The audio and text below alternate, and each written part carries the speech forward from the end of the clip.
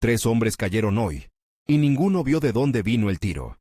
El capitán Adrien Morel llevaba 4 horas con los ojos pegados a unos prismáticos franceses, de esos que habían cruzado el Atlántico, en una caja de madera marcada con letras torcidas.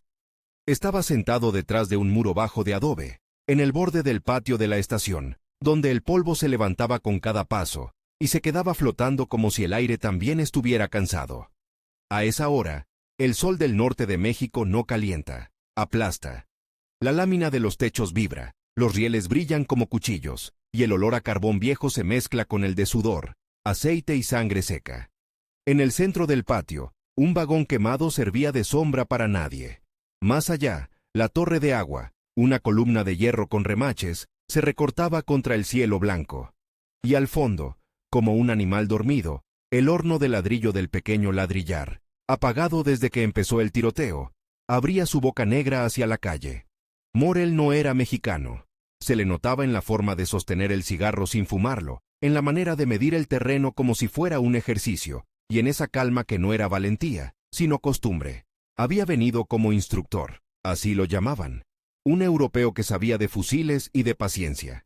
En la revolución, siempre había alguien dispuesto a pagar por un hombre que supiera algo que los demás no. Pero ese día, en ese patio, su conocimiento no servía. El primero en caer había sido un corneta, un muchacho con la cara llena de polvo y una gorra demasiado grande.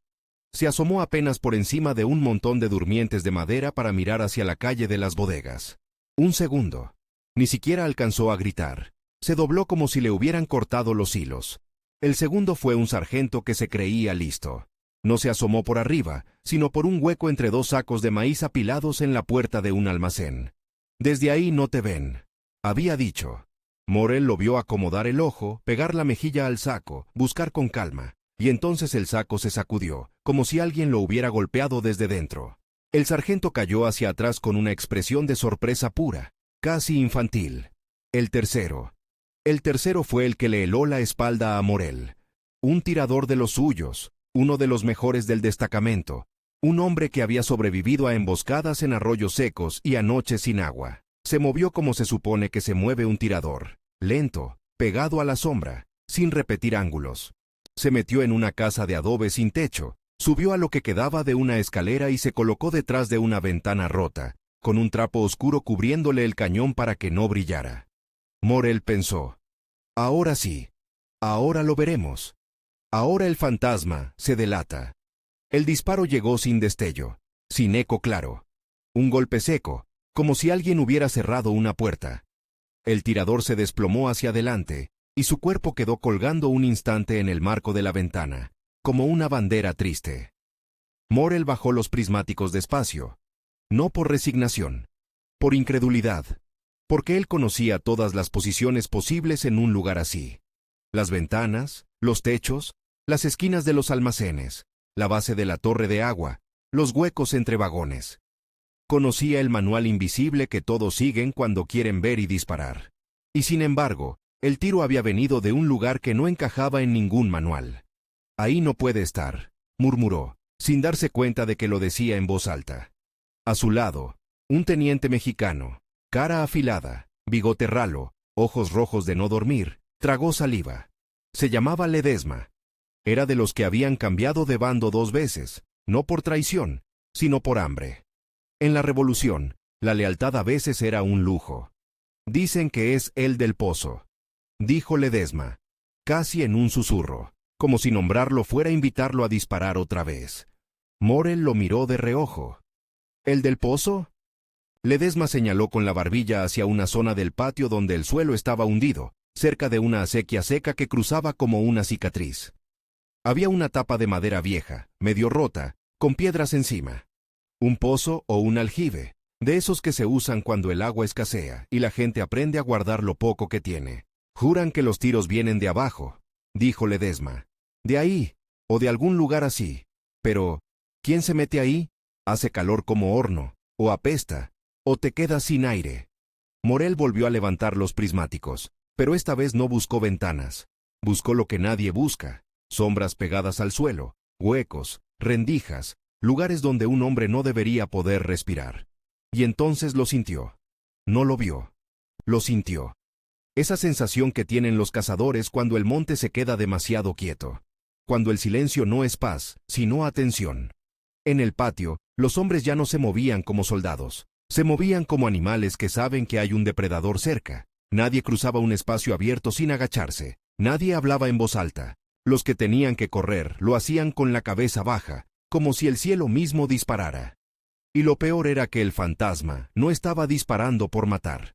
Estaba disparando por controlar. Cada tiro era un mensaje. Aquí mando yo. Aquí ustedes no miran, no respiran, no se asoman. En 24 horas, 3 muertos. En 3 días, 7. No todos eran oficiales. No todos eran valientes. Algunos eran simplemente los que tuvieron la mala suerte de ser los primeros en olvidar el miedo. La estación, que antes era un nudo de vida, vendedores de agua, mujeres con canastas, niños corriendo entre vagones, ahora era un tablero de ajedrez sucio. Las soldaderas se habían ido a refugiar detrás de las casas, y los perros callejeros, flacos como alambres, rondaban sin ladrar, como si también entendieran.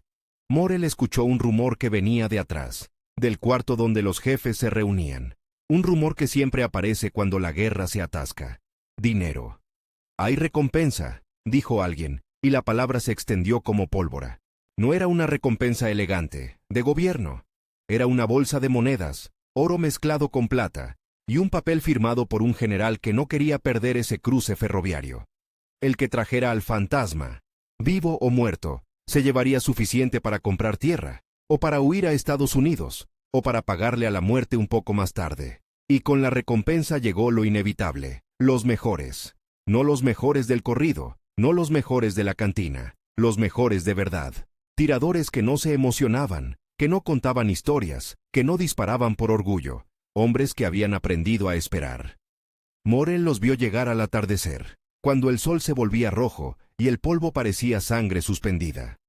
Venían en un carro de mulas, sin uniforme igual, pero con la misma mirada. Ojos que no se quedaban en la cara de nadie, ojos que medían distancias. Uno traía un Mauser alemán con la madera gastada por manos sudadas. Otro, un Winchester viejo, de palanca, que parecía más de cacería que de guerra. Un tercero llevaba un fusil con miras mejoradas. No una óptica verdadera. Esas eran raras, casi un mito, pero sí un trabajo fino en el alza, como si alguien lo hubiera afinado con paciencia de relojero. Se presentaron con apodos, como se hace en tiempos donde el nombre real es una cuerda al cuello. El güero, dijo uno, aunque no era tan güero, solo tenía la piel menos quemada. El tuerto, dijo otro, y Morel notó que el hombre tenía los 2 ojos, pero uno le temblaba, como si viera doble. Y el último no dijo nada. Solo escupió al suelo, miró la torre de agua, miró el horno de ladrillo, miró el vagón quemado, y luego miró el pozo tapado con piedras. Ese fue el que le preocupó a Morel, porque no miró donde todos miran, miró donde nadie quiere mirar. Esa noche, en el cuarto de mando, bajo una lámpara de petróleo que hacía sombras largas, Morel escuchó el plan. No era un duelo, no era a ver quién es más hombre, era una cacería organizada. Observadores en puntos altos, tiradores en puntos medios, un par de hombres moviéndose por las acequias secas para cerrar salidas. Y un detalle que Morel insistió en repetir, como si al decirlo pudiera hacerlo real. Si dispara, lo ubicamos. Si lo ubicamos, lo encerramos. Si lo encerramos, se acaba. Ledesma lo miró con una mezcla de fe y cansancio. ¿Y si no dispara desde donde creemos? Morel apretó la mandíbula. Entonces aprenderemos. Pero por dentro, una parte de él, la parte que había visto guerras en otros continentes, sabía que estaban persiguiendo algo que no era solo un hombre. Porque un hombre normal, incluso un buen tirador, necesita comodidad mínima, necesita aire, necesita espacio para mover el fusil, necesita una salida. Y este fantasma estaba rompiendo esa lógica. Al amanecer del 4º día, Morel se colocó en un punto alto, en el 2º piso de una bodega medio derruida. Desde ahí veía el patio, los rieles, la torre de agua, las casas de adobe con sus paredes agrietadas, y el horno de ladrillo como una boca cerrada. El sol apenas salía cuando ocurrió. Un hombre cruzó corriendo con un mensaje, pegado a la sombra de un vagón. No se asomó, no levantó la cabeza, hizo todo bien, y aún así, cayó. Morel sintió un golpe en el estómago. No por la muerte, por la dirección. El tiro no venía de enfrente, venía de un ángulo absurdo, como si el disparo hubiera subido desde el suelo o hubiera salido de una rendija que no existía. Los tiradores recién llegados se quedaron quietos. Nadie habló. Solo se escuchó el zumbido de una mosca y, a lo lejos, el silbido de una locomotora abandonada que todavía soltaba vapor como un suspiro. «El del pozo», murmuró alguien otra vez. Morel bajó la vista hacia el aljibe tapado, y por primera vez se preguntó algo que no le gustó preguntarse. ¿Y si no era un pozo? ¿Y si era una forma de pensar?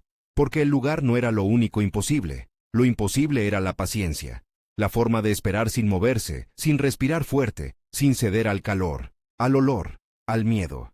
En la guerra, el dolor suele ser una alarma. Te dice, muévete, sal de aquí, estás en peligro. Pero para ese hombre, para ese fantasma, el dolor parecía otra cosa. Un paisaje, un precio que se paga sin quejarse. Y entonces, como si el patio entero quisiera responderle, un disparo más sonó. Esta vez no hubo muerto, solo un impacto en la lámina de un techo, un golpe metálico que hizo saltar chispas. Un tiro de advertencia, un recordatorio. Morel sintió que lo estaban mirando, no desde una ventana, no desde un techo, desde abajo, desde un lugar donde un hombre no debería estar. Se obligó a respirar lento, se obligó a pensar como cazador, no como soldado. «Lo vamos a sacar», dijo, más para sí mismo que para los demás. Ledesma se acercó. Tenía la voz ronca. «Capitán, la gente está diciendo cosas». «¿Qué cosas?» «Que no es un hombre, que es un santo enojado, que es un muerto que no sabe que está muerto, que vive en el pozo como viven las ratas». Morel soltó una risa seca, sin humor. «Las ratas también mueren». Pero cuando lo dijo, se dio cuenta de que no estaba tan seguro. Porque si ese tirador estaba usando lugares donde nadie se quedaría ni 5 minutos, entonces no estaban cazando a un hombre común. Estaban cazando a alguien que había aprendido a vivir donde otros solo ven castigo. Y para entender eso, para entender cómo alguien llega a convertir un pozo seco, una acequia llena de lodo, un horno apagado, o el hueco bajo una plataforma en un nido de muerte, hay que volver meses atrás. Antes de la estación, antes de la recompensa, antes de que lo llamaran el del pozo. Hay que volver a la sierra, a un lugar donde el viento no pide permiso, donde el agua se gana, donde el silencio es una herramienta, y donde un muchacho aprende, desde niño, que la incomodidad no es un enemigo. Es una condición. Porque él no nació soldado, nació rastreador. Y el día que bajó de la Sierra Madre hacia el llano, con un fusil prestado y una cantimplora medio vacía, todavía no sabía lo que le esperaba. Todavía no sabía que iba a mirar una ciudad rota, una estación llena de hierro y polvo, y sentir algo que nadie más sentiría. La sensación de estar, por fin, en un terreno donde se puede cazar. Pero antes de eso, hubo un momento exacto, una tarde exacta, en que lo empujaron, o se dejó empujar, hacia la guerra. Y la pregunta es, ¿fue por lealtad o porque en la sierra ya no quedaba nada que perder? Porque cuando llegó al campamento revolucionario, lo primero que vio no fueron banderas ni discursos. Vio el llano abierto, sin árboles, sin sombras. Y pensó, casi con miedo, casi con curiosidad, aquí, ¿cómo se caza en un lugar así?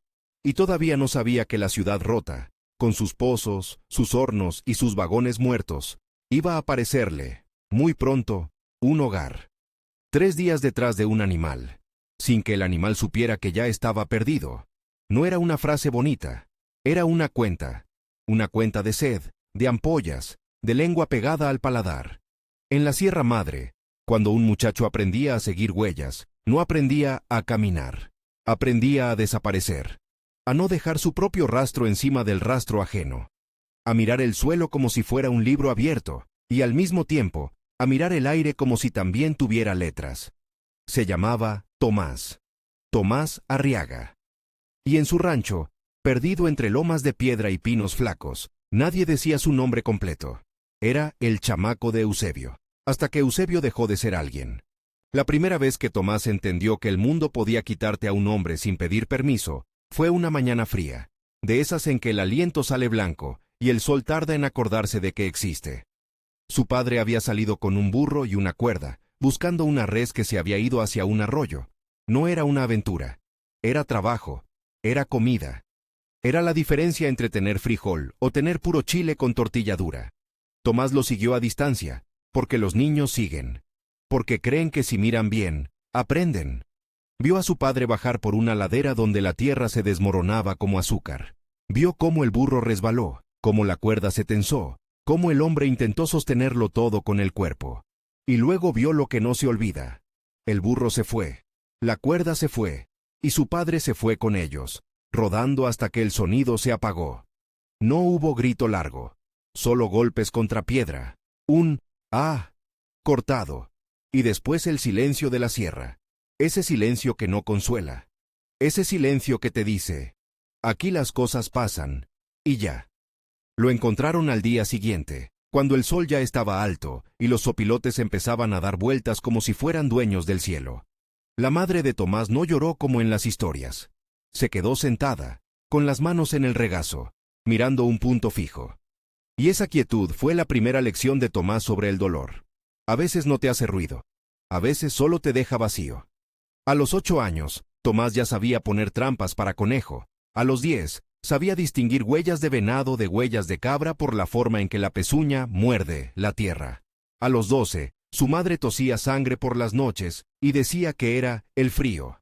En la sierra, casi todo es el frío, hasta que te mata. Una tarde, ella le pidió agua. Tomás bajó al ojo de agua con una olla de barro. Cuando regresó, la encontró con los ojos abiertos, mirando el techo de carrizo como si estuviera contando las varas. No había drama, solo una mosca en la comisura de la boca y el olor de la casa, mezcla de humo viejo y ropa húmeda. Ahí se acabó la infancia, no con un disparo, sino con una tos que ya no volvió a sonar. Los vecinos hicieron lo que pudieron. Le dieron tortillas, le dieron sal, le dieron un consejo que en realidad era una sentencia. Vete con los arrieros, o te come la sierra. Tomás se fue con un grupo que bajaba pieles y subía harina. Aprendió a caminar de noche para evitar bandidos. Aprendió a tapar el brillo de una hebilla con lodo. Aprendió a escuchar el viento y saber si traía lluvia o si traía polvo. Y, sobre todo, aprendió algo que no se enseña con palabras. La paciencia no es esperar sentado. La paciencia es moverte tan lento que el mundo se olvida de ti. Un viejo rastreador, don Hilario, lo tomó como ayudante. Don Hilario tenía la cara como cuero curtido y una cicatriz en la ceja que le partía la mirada en dos. No hablaba mucho. Cuando hablaba, era para decir cosas que parecían simples y luego se te quedaban pegadas como espinas. Una noche, mientras comían carne seca y frijoles en una lata, don Hilario le preguntó sin mirarlo: ¿Tú crees que el animal huye del rifle? Tomás, con la boca llena, asintió. Don Hilario soltó una risa corta, sin alegría. El animal huye de la idea, huye de donde cree que está el peligro. Por eso el buen cazador no se pone donde el animal lo espera. Tomás no entendió del todo, pero lo guardó. La prueba llegó con un coyote que les estaba matando gallinas a un rancho. El dueño quería sangre, quería verlo muerto para poder dormir. Don Hilario aceptó el trabajo, no por dinero, era poco, sino por orgullo de oficio. Y Tomás lo acompañó. Siguieron huellas 3 días. 3 días sin fuego, porque el humo delata. 3 días con la cantimplora racionada. Un trago por la mañana, otro al atardecer. 3 días en que el coyote, sin saberlo, ya estaba cercado por una mente humana.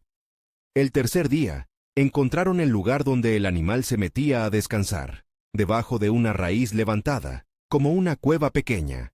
Don Hilario no se acercó. Se sentó a 20 pasos, inmóvil, como si fuera una piedra más. Tomás, inquieto, quería moverse, quería ver, quería hacer algo. Don Hilario le agarró la muñeca con fuerza. Si te mueves, le dices que existes. Esperaron. El sol subió. Bajó un poco. El coyote salió apenas, olfateó el aire, y entonces Tomás vio lo que nunca había visto. El animal miró directo hacia donde ellos estaban, pero no los vio, porque no estaban donde un animal espera ver a un hombre. Estaban en un hueco de sombra, pegados al suelo, con el viento de frente. No había olor, no había silueta, no había nada que el cerebro del coyote pudiera convertir en amenaza. Don Hilario disparó una sola vez. No fue un tiro espectacular, fue un punto final. Después, Tomás se quedó mirando al animal muerto con una sensación rara, como de respeto. Don Hilario no celebró. Solo dijo: ¿ves? No se trata de disparar, se trata de estar donde nadie imagina que puedes estar. Esa frase, años después, iba a convertirse en otra cosa, en una condena, en una salvación, en un apodo. Pero en ese momento, era solo una lección en la sierra, con olor a tierra y sangre tibia. Cuando la revolución se tragó el norte, no llegó como una bandera bonita, llegó como hambre multiplicada, llegó como trenes que ya no traían mercancía, sino hombres armados, llegó como rumores, que si Madero, que si Huerta, que si Villa, que si Carranza, nombres que en la sierra sonaban lejanos, como tormentas en otro valle, hasta que un día la tormenta te cae encima. Un mediodía, Tomás bajó con los arrieros a un pueblo polvoso donde había estación de tren. No era la misma estación que después sería su tablero de casa, pero se le parecía: rieles, un tanque de agua, bodegas de adobe y el olor a carbón pegado a todo. Ahí vio por primera vez a las soldaderas, mujeres con rebozo, con canastas, con niños amarrados a la espalda, caminando junto a hombres que se creían invencibles. Vio a un muchacho de su edad, con un sombrero enorme y un cinturón cruzado de cartuchos, que le quedaba grande, como si se hubiera puesto la ropa de un muerto. Y vio algo más. Un reclutador. No era un oficial elegante. Era un hombre con bigote grueso y ojos de perro cansado, sentado en una mesa con una botella de mezcal y una libreta. A su lado, un fusil apoyado como si fuera un bastón. ¿Nombre?, preguntó sin levantar la vista. Tomás dudó. En la sierra, dar tu nombre completo a un desconocido era como darle la llave de tu casa. Tomás, ¿de dónde? De arriba, de la sierra. El reclutador levantó la vista por primera vez. Lo miró como se mira una herramienta. ¿Sabes tirar? Tomás no dijo sí, con orgullo. Dijo: sé. El hombre sonrió, mostrando un diente de oro. Entonces ya estás dentro, muchacho. Aquí no necesitamos poetas, necesitamos ojos. Tomás miró alrededor. Vio a un par de hombres armados cerca de la mesa. Vio que no era una invitación, era una puerta que se cerraba. ¿Y si no quiero?, preguntó, más por probar el aire que por esperanza. El reclutador se encogió de hombros. Entonces te vas caminando. Y en el camino te agarra el otro bando. O te agarra el hambre. O te agarra la leva de los federales. Tú escoge quién te pone el uniforme. Tomás sintió una rabia seca, pero no la mostró. Don Hilario le había enseñado otra cosa. La emoción te hace ruido, y el ruido te mata. Esa noche durmió en el suelo, junto a otros reclutas, oyendo el tren resoplar como un animal grande. Alguien cantaba un corrido bajito, como para no llamar a la mala suerte. Tomás no cantó. Miró el cielo y pensó en su rancho vacío. Pensó que, tal vez, ya no había nada a lo que volver. Al día siguiente lo mandaron con un destacamento hacia un nudo ferroviario más grande, un lugar donde la guerra se estaba volviendo seria. Ahí conoció al teniente Ledesma, el mismo que meses después estaría al lado de Adrien Morel, con los ojos rojos de no dormir. En ese momento, Ledesma todavía tenía algo de juventud en la cara, aunque ya se le notaba el cansancio en la boca. Ledesma lo miró de arriba a abajo. ¿Tú eres el de la sierra? Tomás asintió. Dicen que los de la sierra ven cosas. Tomás no respondió. No porque fuera misterioso, sino porque no sabía qué decir. ¿Qué cosas? ¿El polvo? ¿El miedo? ¿La muerte? Le dieron un fusil que no era suyo. Un Mauser con la madera rayada, como si hubiera pasado por muchas manos. Le dieron una bolsa con cartuchos contados. No eran muchos. En la revolución, las balas eran más valiosas que las promesas. «Cuídalos», le dijo un sargento. «Aquí no hay para tirar al aire». Tomás sostuvo el fusil como se sostiene un animal prestado, con respeto y con desconfianza. Lo olió. Olía a aceite viejo y a metal caliente. No tenía mira telescópica, claro que no. Eso era para cuentos o para extranjeros. Tenía miras de hierro y la necesidad de que tu ojo fuera tu instrumento. Los primeros días fueron un choque. La guerra no era como la sierra. En la sierra, el peligro tiene lógica, huellas, viento, distancia. En la guerra, el peligro cae del cielo, rebota en paredes, viene de un lugar que no ves. Hay gritos, hay órdenes contradictorias, hay hombres que corren sin saber por qué. Tomás se movía como si estuviera en monte, pegado a la sombra, escuchando, midiendo. Eso lo hacía parecer cobarde para algunos. Para otros, parecía un animal raro. Una tarde, Ledesma lo llevó a un patio detrás de una bodega. Había latas vacías sobre un muro y una moneda colgada de un hilo, moviéndose con el viento. «Dicen que sabes tirar», dijo Ledesma. «A ver». Tomás no se emocionó. Se acomodó como le habían enseñado, el cuerpo relajado, el fusil como extensión del brazo, el aire entrando lento. No disparó de inmediato. Esperó a que la moneda dejara de girar un poco, a que el viento hiciera una pausa. «¿Qué haces?», murmuró alguien detrás, impaciente. Tomás apretó el gatillo. La moneda saltó. No se partió en dos como en las historias, pero el impacto la hizo girar como loca, y el hilo se rompió. Cayó al suelo con un tintineo que sonó demasiado fuerte en ese mundo de pólvora. Hubo un silencio raro. Luego alguien soltó un «carajo», admirado. Ledesma lo miró con una sonrisa breve. «Bien, te voy a presentar a alguien». Ese alguien era un tirador veterano. Se llamaba Mateo el Zurdo Salvatierra. No porque le faltara la mano derecha, sino porque disparaba con la izquierda y eso, en un mundo de hombres que creen que todo debe ser igual, lo hacía especial. Mateo tenía la piel curtida, la barba rala, y una manera de hablar como si siempre estuviera escupiendo polvo.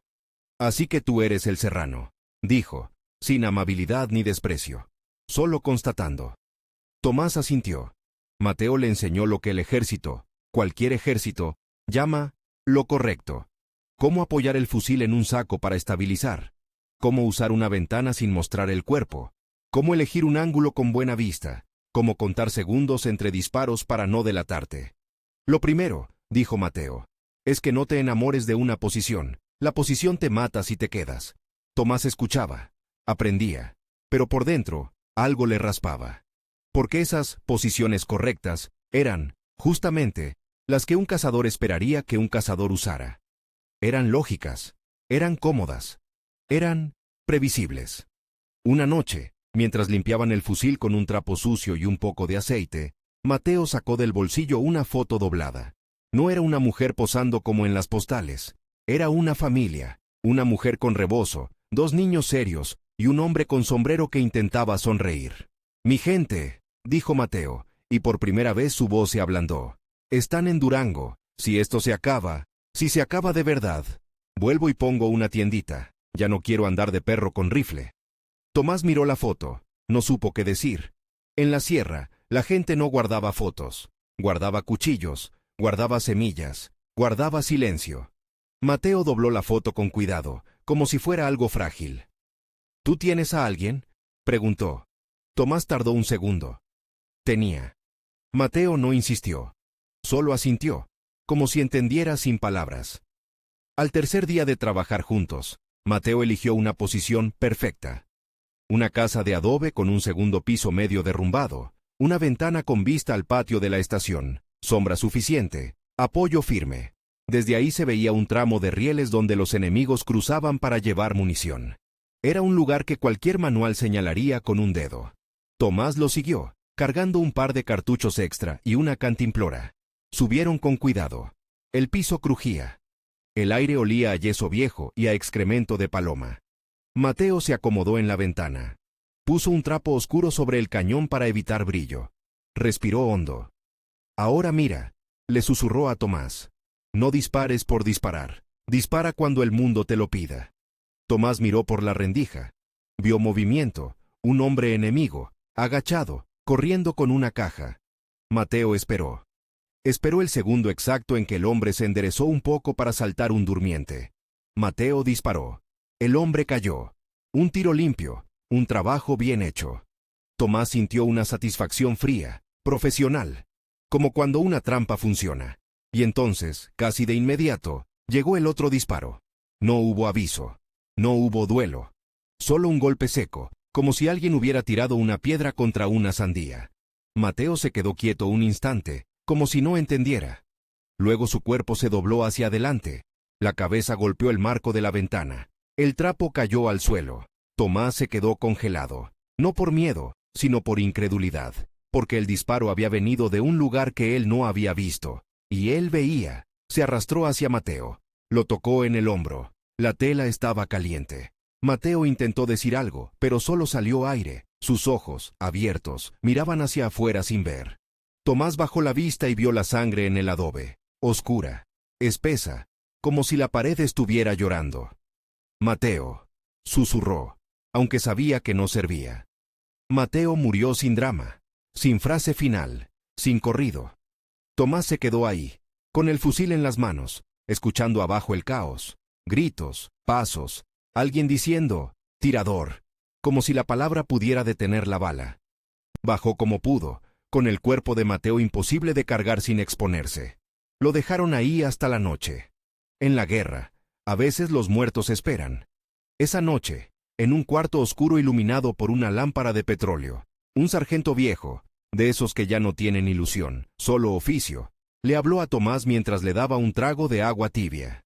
Los tiradores duran poco, dijo el sargento. Aquí los cazan primero. Tomás no respondió. Tenía la garganta cerrada.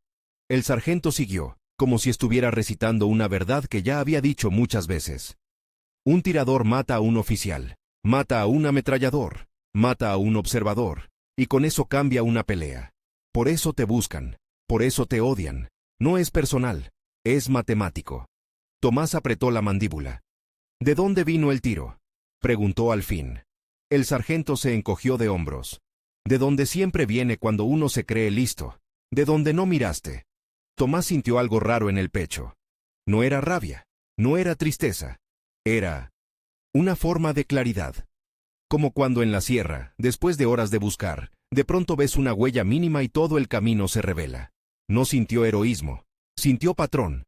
Mateo había muerto por hacer lo correcto, por usar la ventana, el apoyo, la vista, por ser exactamente lo que el enemigo esperaba. Tomás se quedó despierto mucho después de que los demás se durmieran. Afuera, el viento movía una lámina suelta y hacía un sonido repetido, como un golpe de dedo insistente. En algún lugar, un perro aulló una vez y se cayó. Tomás miró el techo oscuro y se hizo una pregunta que no le gustó. Si lo correcto mata, ¿qué queda? Al día siguiente, Ledesma lo llamó. Tenía la cara tensa. «Te toca a ti», dijo, sin rodeos. Tomás lo miró. ¿A mí qué? Ser el ojo. Mateo ya no está. Y si no tenemos ojo, nos comen. Tomás sintió el peso de esa frase. Nos comen. Como si fueran animales en un corral. Le dieron permiso para moverse con más libertad que a un soldado común. No era un honor, era una necesidad. Y la necesidad, en la guerra, es una cuerda que te aprieta el cuello. Tomás salió al borde del patio de la estación y miró el terreno con otros ojos. Vio las ventanas y pensó, muerte. Vio los techos y pensó, muerte. Vio los montones de sacos y pensó, muerte. Entonces miró abajo. Vio la acequia seca, esa cicatriz de tierra endurecida que cruzaba cerca de los rieles. Vio un aljibe tapado con madera vieja y piedras encima. Vio el horno de ladrillo apagado, con su boca negra que olía a hollín viejo. Vio un vagón abandonado con el piso levantado, dejando un hueco oscuro debajo. Lugares donde un hombre no debería estar, lugares donde un hombre no puede estar, si quiere estar cómodo. Y ahí, como un golpe suave pero definitivo, volvió la voz de don Hilario. El animal huye de la idea. Huye de donde cree que está el peligro. El enemigo estaba mirando ventanas, estaba mirando techos, estaba mirando esquinas. ¿Quién mira un pozo? Tomás caminó despacio hacia el aljibe. No se acercó de golpe. Se detuvo a unos pasos. Miró alrededor. Nadie le prestaba atención. Los hombres estaban ocupados en sobrevivir, en cargar cajas, en vendar heridas, en maldecir. Se agachó y tocó la madera. Estaba caliente por el sol. Las piedras encima eran pesadas, puestas ahí para que nadie cayera, o para que nadie entrara. Tomás levantó una con cuidado. Luego otra. El sonido de piedra contra madera le pareció demasiado fuerte, así que se detuvo y esperó. Nadie reaccionó. Levantó la tapa apenas un poco. Un olor subió de inmediato. Humedad vieja, tierra mojada, algo agrio. No era un olor de muerte, pero sí de encierro. Metió la cabeza un instante. Oscuro. Fresco. Un hueco que tragaba la luz. Se apartó y respiró hondo. ¿Podía un hombre quedarse ahí horas? ¿Podía apuntar desde ahí? ¿Podía salir rápido si lo descubrían? La respuesta lógica era no. Y sin embargo, la lógica también decía que Mateo estaría vivo si hubiera sido lógico. Tomás volvió al campamento improvisado y se sentó con el fusil en las rodillas. Lo limpió con calma, como si estuviera en su rancho. Contó los cartuchos. Los tocó uno por uno, sintiendo el metal frío. Un muchacho se le acercó con una taza de café aguado. «Dicen que tú vas a ser el nuevo tirador», dijo, con una mezcla de admiración y miedo. Tomás lo miró. El muchacho tenía la cara llena de polvo y los ojos demasiado grandes. «Dicen muchas cosas», respondió Tomás. El muchacho tragó saliva. «¿Y es cierto que los tiradores no duran?» Tomás pensó en Mateo. Pensó en la foto doblada. Pensó en la ventana perfecta. «Duran lo que dura un error», dijo. El muchacho se fue sin entender del todo, pero sintiendo el frío de la frase. Esa tarde, Ledesma le trajo una noticia que no era noticia, era presión. «Los de enfrente trajeron a un extranjero», dijo en voz baja. «Un tal Morel. Dicen que sabe cazar tiradores». Tomás levantó la vista apenas. «¿Y? Y que ya se le murieron 3 hoy, y que está furioso». Tomás no sonrió, no sintió orgullo, sintió otra vez ese patrón. Cuando el cazador se enoja, se vuelve más peligroso, pero también más predecible. Quiere resultados, quiere cerrar el puño. Ledesma se inclinó más. «También dicen que hay recompensa por el que te está pegando, que lo quieren muerto porque está parando el patio, que lo llaman el del pozo». Tomás sintió un escalofrío que no venía del aire. El del pozo. Un apodo que ya existía antes de que él hiciera nada. Un apodo que nacía del miedo de otros. «¿Tú lo has visto?», preguntó Tomás. Ledesma negó con la cabeza. «Nadie lo ve, solo se caen». Tomás miró hacia el patio, hacia la torre de agua, hacia el horno de ladrillo. Imaginó a un hombre ahí, escondido en un lugar imposible, esperando sin moverse, con la boca seca, con el cuerpo entumido, con la mente fría. Y por primera vez se preguntó algo que le apretó el estómago. ¿Y si ese fantasma no era uno solo? ¿Y si era una forma de pelear que alguien ya había inventado antes que él? Ese pensamiento fue el pequeño giro que no esperaba. Porque Tomás había llegado creyendo que él era el raro, el que venía de la sierra con su manera distinta. Pero tal vez, del otro lado, había alguien igual. Alguien que también había aprendido a vivir sin comodidad. Alguien que también había entendido que el manual es una trampa. Esa noche, Tomás no fue a dormir con los demás. Se llevó el fusil, una manta y una cantimplora con apenas un fondo de agua. Caminó por la sombra de las bodegas, pegado a las paredes, evitando el brillo de la luna en el metal. Llegó al aljibe. Se arrodilló y quitó las piedras con más cuidado que antes. Levantó la tapa lo suficiente para meter el cuerpo. El aire que subió era fresco, pero pesado, como si el pozo respirara lento. Tomás se quedó un segundo mirando la oscuridad. Pensó en su madre, en el techo de carrizo, en la mosca. Pensó en don Hilario diciendo que el cazador no se pone donde lo esperan. Pensó en Mateo, en la ventana perfecta, en la sangre sobre el adobe. Y entonces se dijo algo que no era valentía. Era decisión. Si me quedo arriba, me matan como a todos. Si me meto aquí, tal vez no me matan. Tal vez me borran. Se deslizó hacia abajo. La pared del aljibe estaba húmeda. Sus botas tocaron tierra fría. Arriba, la tapa dejó una rendija de luz mínima, una línea delgada como una cicatriz. Desde ahí, el mundo sonaba distinto. Los pasos en el patio eran más sordos. Las voces llegaban como si vinieran de otro lugar. El olor era fuerte, pero soportable si respirabas por la boca. Tomás acomodó el fusil con cuidado, buscando un ángulo imposible. Disparar hacia arriba, hacia un espacio que apenas se veía. No era una posición buena, era una posición miserable. Y sin embargo, mientras se quedaba inmóvil, sintió algo que lo asustó más que el olor y el encierro. Sintió calma. La misma calma de la sierra cuando el animal está cerca, y tú ya no eres un hombre. Eres paciencia. Arriba, en algún punto del patio, alguien gritó una orden. Un metal chocó contra metal. Un tren lejano silbó como un lamento. Tomás cerró un ojo, pegó la mejilla a la madera del fusil, y esperó. Porque si su idea funcionaba, al amanecer alguien del otro lado iba a caer sin entender de dónde vino el tiro. Y entonces, en la estación, El extranjero Morel iba a levantar sus prismáticos, y por primera vez iba a mirar hacia abajo. La pregunta era, ¿miraría a tiempo? ¿O el pozo, por una noche, se tragaría también su lógica? La primera vez que disparó desde ahí, el enemigo respondió al lugar equivocado. No fue una metáfora, fue literal. Tomás estaba abajo, en el vientre húmedo del aljibe, con la espalda pegada a la pared fría y el cuello torcido en un ángulo que, en cualquier entrenamiento correcto, te dirían que no existe. La rendija de luz arriba era tan delgada que parecía una línea hecha con navaja. Por esa línea entraba polvo, un hilo de aire caliente y, a ratos, el sonido de la estación, un golpe de caja contra madera, una maldición, el resoplido de un caballo, el chirrido de un riel cuando alguien empujaba un vagón a mano. El fusil le pesaba distinto ahí abajo, no por el metal, sino por la idea. En la sierra, el suelo era tu aliado. Aquí, el suelo era una trampa que te tragaba. Y aún así, Tomás esperó. Esperó hasta que el mundo arriba se acomodó en su rutina de guerra. Hombres que cruzaban el patio creyendo que la muerte venía de ventanas, de techos, de esquinas. Esperó hasta que vio, por la rendija, una bota detenerse un segundo en el borde de la acequia seca. Un hombre se enderezó para mirar hacia la torre de agua, como si ahí estuviera el peligro. Tomás no buscó heroísmo. Buscó patrón. Apretó el gatillo una sola vez. El disparo, ahí abajo, no sonó como un trueno. Sonó como un golpe dentro de una caja. El aljibe se lo tragó y lo devolvió raro, amortiguado, como si el pozo quisiera esconderlo. Tomás sintió el retroceso en el hombro y el olor a pólvora mezclado con humedad vieja.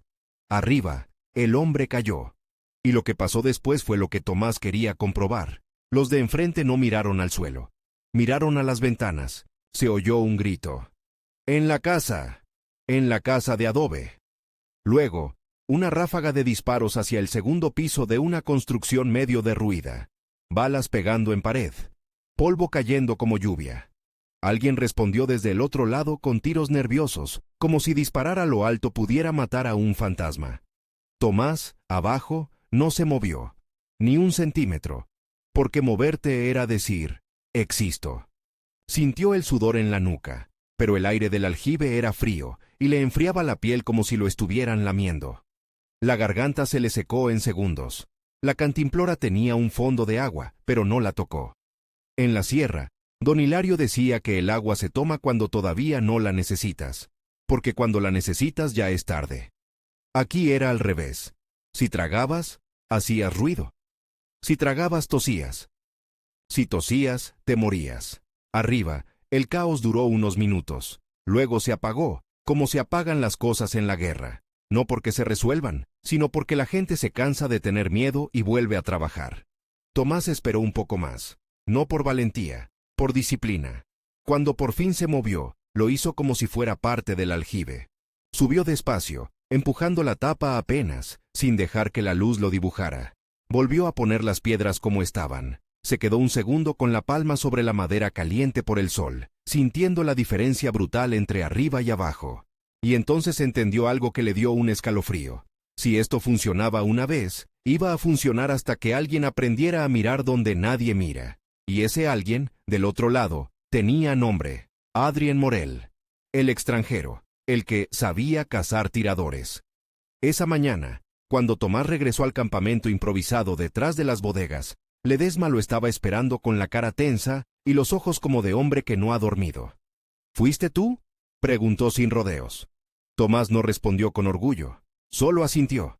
Ledesma soltó el aire como si le hubieran quitado un costal del pecho. Cayeron dos más en el patio. Uno era un observador.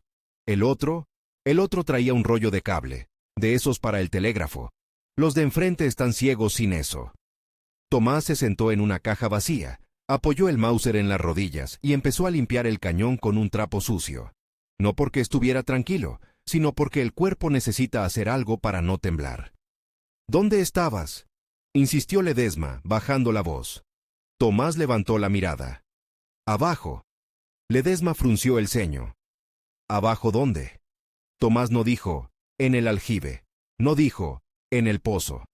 Porque nombrar un lugar es regalarlo. Donde no buscan, respondió. Ledesma lo miró un segundo largo. Luego, como si le diera miedo la respuesta, cambió de tema. Morel está furioso. dijo. Dicen que se pasó la madrugada con prismáticos, sin parpadear, que juró que el tirador estaba en la casa, y la casa estaba vacía. Tomás sintió una satisfacción mínima, casi fea. No era alegría, era confirmación. ¿Y qué va a hacer?, preguntó.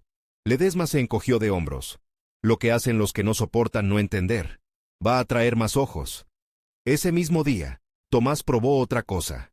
Porque el aljibe era bueno, sí, pero tenía un problema. Era una jaula. Si te descubrían, no corrías. Te enterraban vivo. Así que, al atardecer, cuando el sol bajó y el patio se llenó de sombras largas, Tomás se arrastró hacia un vagón inmóvil, uno de esos de carga que habían quedado atravesados como huesos en la estación. Tenía las ruedas cubiertas de grasa vieja y polvo pegado. Olía a metal caliente y a excremento de rata. Se metió debajo. Ahí, el mundo era un techo de hierro a pocos centímetros de tu cara. Los ejes eran columnas negras. Había telarañas que se te pegaban en la boca. La tierra estaba dura, pero en algunos puntos había charcos de aceite que te manchaban la ropa y te dejaban un brillo peligroso si no lo cubrías con polvo. Tomás se untó tierra encima, como animal que se revuelca para esconder el olor. Desde abajo, veía el patio a través de un hueco entre las ruedas. No era una vista bonita, era una rendija sucia, pero suficiente. Y lo más importante, nadie mira debajo de un vagón si cree que el peligro viene de arriba. Esperó. El calor del día se quedó atrapado bajo el vagón y le cocinó la espalda. Luego, cuando el sol se fue, el metal se enfrió de golpe y le chupó el calor del cuerpo. Era como acostarte sobre una piedra en la sierra, pero peor, porque aquí la piedra tenía bordes y tornillos que te clavaban. Vio pasar botas, vio sombras, vio un hombre enemigo detenerse junto a un montón de sacos de maíz en una bodega semiderruida.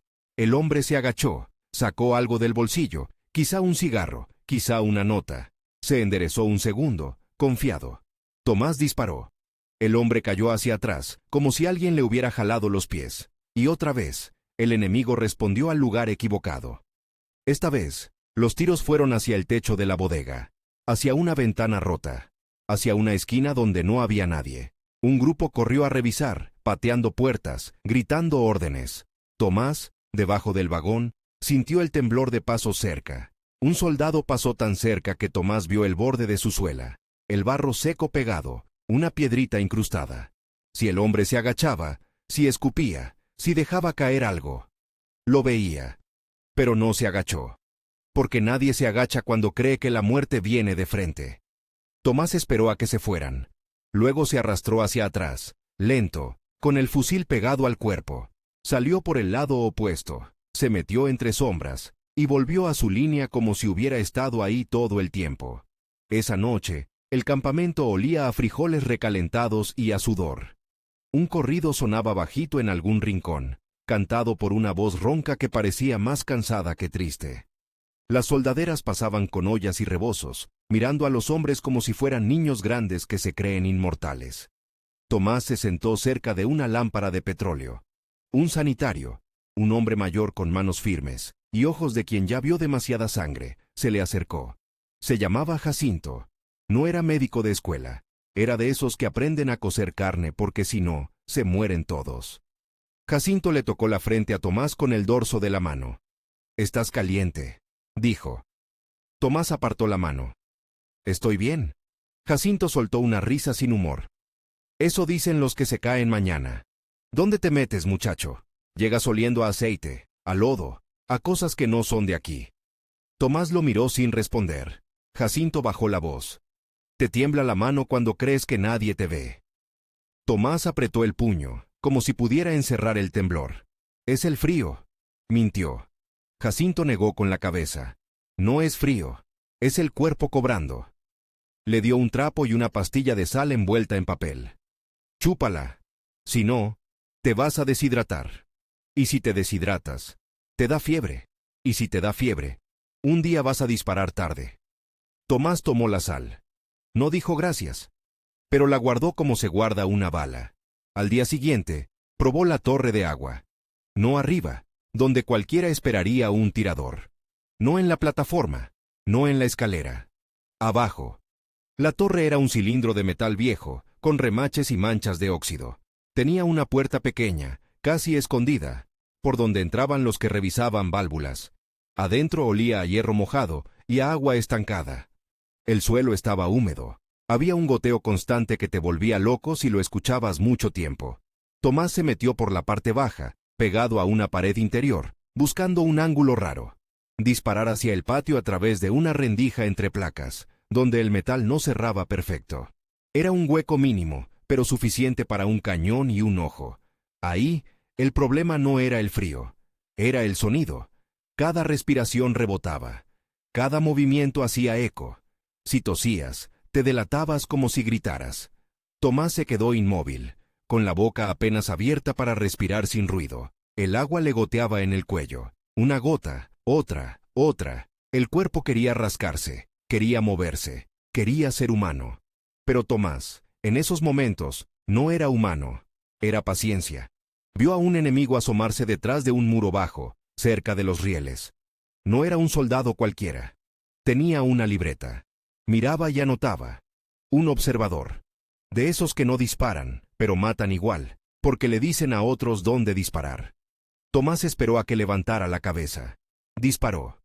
El hombre cayó hacia adelante. La libreta se le fue de las manos y quedó abierta en el polvo, como un pájaro muerto con las alas extendidas. Y entonces pasó algo distinto. Esta vez, el enemigo no respondió con tiros al azar. Hubo un silencio raro, como si alguien hubiera levantado una mano y todos obedecieran. Tomás sintió que el aire se le apretaba en el pecho. Porque el silencio, en la guerra, no es calma, es cálculo. Pasaron unos segundos.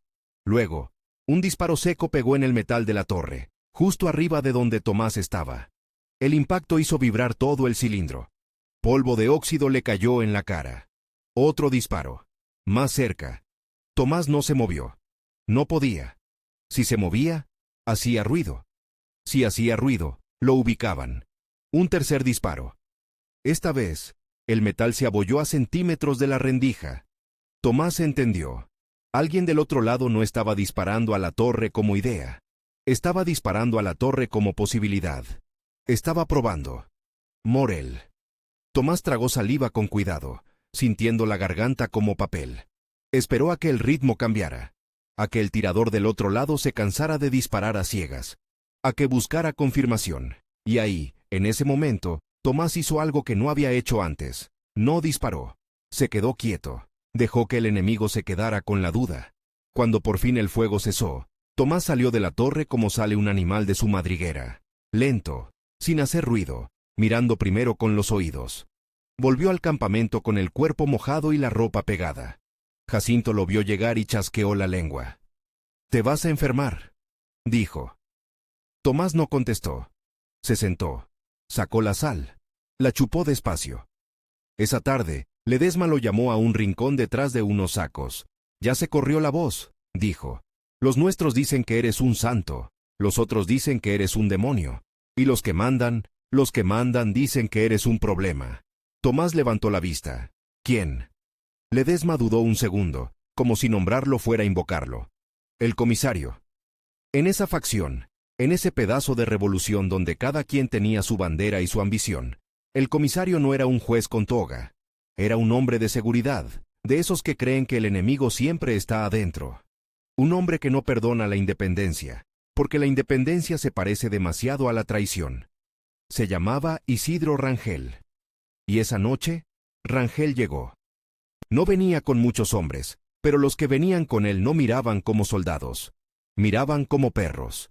Miraban manos, miraban bolsillos, miraban ojos. Rangel era delgado, con bigote recortado, y una mirada que no se quedaba quieta. Traía un sombrero limpio, demasiado limpio para ese lugar, y una pistola al cinto que parecía más nueva que la guerra. «Tomás Arriaga», dijo, sin preguntar. Tomás se puso de pie. Rangel lo observó como si estuviera midiendo una res antes de comprarla. «Dicen que desapareces horas», continuó. «Dicen que vuelves oliendo a lodo, a carbón, a aceite. Dicen que matas y que nadie te ve hacerlo». Tomás no respondió. Rangel sonrió apenas. «¿Sabes lo que dicen también? Que un hombre que se mueve solo puede moverse para cualquier lado». Ledesma dio un paso, como queriendo intervenir, pero Rangel levantó una mano y lo detuvo sin mirarlo. «Esto no es contigo, teniente». Tomás sintió el peso de esa frase. No era amenaza directa, era algo peor. Era permiso para destruirte si alguien lo decide. Rangel se acercó un poco más. «¿Dónde te metes?», preguntó. Tomás sostuvo la mirada. «Donde no buscan». Rangel soltó una risa corta. «Eso ya me lo dijeron. Yo no te pregunto por poesía, te pregunto por control». Tomás respiró hondo, despacio, como en la sierra cuando el animal está cerca. «Si me quedo en ventanas, muero», dijo. «Si me quedo en techos, muero. Si hago lo correcto, muero. Y entonces ustedes se quedan sin ojo». Rangel lo miró fijo, esperando que Tomás bajara la vista. Tomás no la bajó. Hubo un silencio largo. Se oyó a lo lejos un tren, no cerca, sino en algún punto del norte, como un animal que se queja en la oscuridad. Rangel habló más bajo. «¿Y cómo sé que no te vas con el enemigo? ¿Cómo sé que no estás vendiendo información? ¿Cómo sé que no estás robando munición?». Tomás sintió una chispa de rabia, pero la aplastó antes de que se notara. «Porque si me fuera», dijo, «ya estaría muerto. Ellos me quieren más que ustedes». Rangel arqueó una ceja. «¿Ah, sí?». Ledesma, al fin, se atrevió a hablar. «Comisario, el extranjero, Morel, ya preguntó por él. Hay recompensa». Rangel giró la cabeza hacia Ledesma, interesado de verdad por primera vez. «¿Recompensa?». Ledesma asintió. «Dinero, y dicen que un salvoconducto, para el que lo entregue». Rangel volvió a mirar a Tomás, y esa mirada cambió. Ya no era solo sospecha, era cálculo. «Entonces eres valioso», dijo. «Y lo valioso se cuida, o se encierra». Tomás sintió un frío en el estómago. Rangel dio un paso atrás, como si ya hubiera decidido algo. «Vas a seguir haciendo lo que haces», dijo. «Pero a partir de hoy, solo Ledesma y yo vamos a saber cuándo sales. Y si un día sales y no vuelves, no voy a pensar que te mataron. Voy a pensar que te fuiste». Tomás entendió la trampa perfecta. Libertad con cuerda al cuello. «¿Entendido?», preguntó Rangel. Tomás asintió. Rangel se dio la vuelta para irse, pero antes de desaparecer entre sombras, soltó una última frase, como quien deja una piedra en el camino para que la pises después. «Y cuida tu cuerpo, Arriaga. Los hombres como tú no mueren por bala, mueren por cansancio». Cuando se fueron, Ledesma se quedó un momento en silencio, mirando el suelo. «Lo siento», dijo al fin. Tomás negó con la cabeza. «No lo sientas, es la guerra». Pero por dentro, Tomás pensó, «No, esto es otra cosa.